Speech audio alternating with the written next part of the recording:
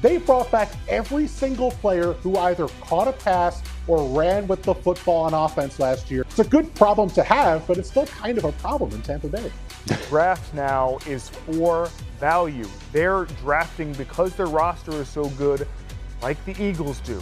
All right, ladies and gentlemen, welcome back to the channel. We're talking about Tampa Bay in tonight's video because I was scrolling through Twitter this past weekend and I just saw some guy giving his NFC 2025 predictions as far as roster construction goes or roster talent. And he had Tampa clocking in at number 2 right behind the Philadelphia Eagles, who obviously just won the Super Bowl. And that's a take you just never see. And there's actually a very logical argument that Tampa is going to be one of the best teams in the NFC this season because they were last year.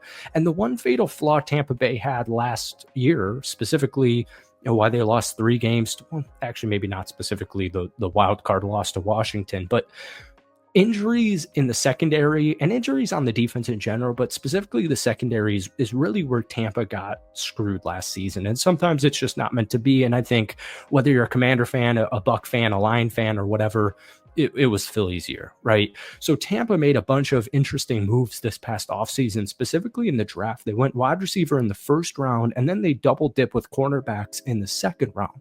So I look at the new revamped Tampa Bay Buccaneers, or I should say tweaked offense and defense, because a lot of starters are returning, and it got me going. Because, folks, at the end of the day, one thing is clear. The Tampa Bay Buccaneers have one of the most talented offenses in the National Football League, all right? Last season, they were ranked in the top 9 in every major offensive scoring grade except run blocking, all right? They came in 18th in that. All 11 starters on Tampa's offense last season are coming back, including, most importantly, Baker Mayfield, who was one of the top 10 quarterbacks in the NFL last season.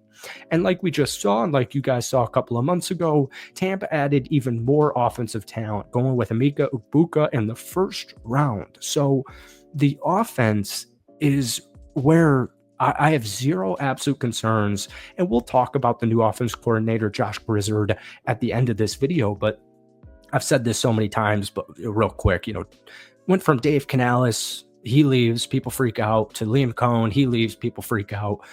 Josh has me the Bucs OC has me very excited, all right? But last year, the biggest kind of impact for Tampa, in my opinion, was the running game. And, we've covered Tampa on this channel for 3 or 4 years now. And every single season, I've covered this football team, except for last year, they were dead last in rushing, like literally dead last in rushing. So Rashad White had a good season. Sean Tucker was a nice pickup. But more importantly, the rookie, Bucky Irving, was pretty insane. And that led to a very balanced offense. They were 3rd in passing, they were 4th in scoring, they were 4th in rushing, they were 2nd in yards per play. It was beautiful and it was amazing, even without a second half Chris Godwin being healthy, right? So like I said at the beginning of this video, the bigger weakness, or the biggest weakness Tampa faced last season, was the pass defense, all right? They just couldn't stop it, all right? They were 29th in opponent's passing yards per game, unfortunately, because they were 4th in rushing defense, and we saw that against Washington. They did a very good job of containing, the Commanders' running attack, but they ranked 21st and 18th in PFF pass rush grade and PFF coverage grade. It just was a little bit worse than average, right? And Tampa's linebackers in coverage were 20th in the league. Team safeties were ranked 28th. But like we said, injuries played a big role in that. Like, for example, Antoine Winfield had a down season. He also had an injured season.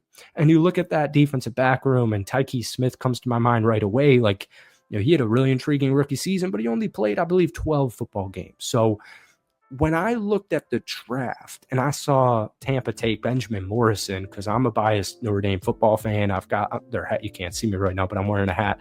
Notre Dame, lifelong Notre Dame football fan. Benjamin Morrison was biasly one of the best cornerbacks, in my opinion, in this entire draft. And the biggest reason he kind of fell to where he fell was because of a hip surgery that ended his 2024 college football season. So this, to me, is like a first round talent.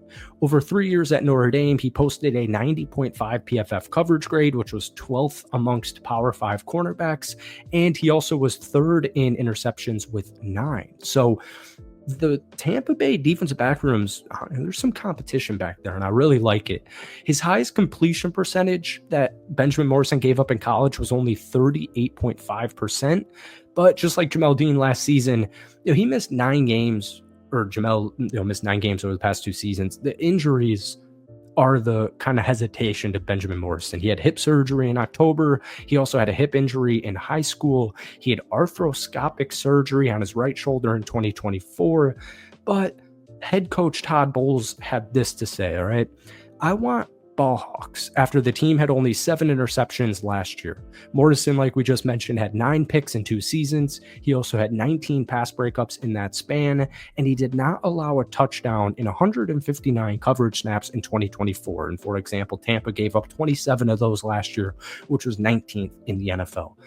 Another cool thing, Tampa was 6th in sacks, and that's only one of the 2 cornerbacks you took in the first 100 picks, right? So I just wanted to talk a little bit about Benjamin, because I know the draft already happened months ago and people are kind of getting bored and sick and tired of hearing about the draft. But I really think that addition, especially Benjamin Morrison, I think that's a game changer. All right. So the next biggest question people have, and this is really the only thing you'll hear about if you throw on ESPN or you throw on FS1 or watching a YouTube video and somebody's talking about Tampa, they don't even know about the secondary. They don't even know what's going on the defensive side of the ball. Everyone's biggest concern is, can Josh Grizzard, the new Bucs offensive coordinator, can he transition this team just like Liam Cohen and Dave Canales did the last 2 years? So Grizzard was last year's pass game coordinator, and like we said at the beginning of this video, it returns all 11 starters, and you added some more offensive talent. Now, Tampa's won 4 straight NFC South titles, but they just haven't gotten past the divisional round in any of those 3 seasons, and then, like last year, 2 losses in the wild card round. I feel like this is the best opportunity Tampa has to get over that hump because of the defense, but then also Josh Grizzard. He's very optimistic, and he said this quote recently that him and his players are further ahead now than they were at this point last season because they didn't have to go through a dramatic reset.